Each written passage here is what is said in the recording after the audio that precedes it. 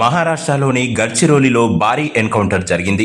బుధవారం మావోయిస్టులు పోలీసుల మధ్య జరిగిన కాల్పుల్లో 12 మంది మావోయిస్టులను పోలీసులు మట్టుబెట్టారు. ఈ ఎన్కౌంటర్పై మహారాష్ట్ర అధికారులు వివరాలు వెల్లడించారు. ఈ ఎన్కౌంటర్లో 2 పోలీసులకు సైతం గాయాలయ్యాయి. ఘటనా స్థలంలో పెద్ద ఎత్తున లభించిన ఆటోమేటిక్ ఆయుధాలను పోలీసులు స్వాధీనం చేసుకున్నారు. 2 పోలీసులకు గాయాలయ్యాయి. వారిని ప్రత్యేక హెలికాప్టర్లో తరలించారు.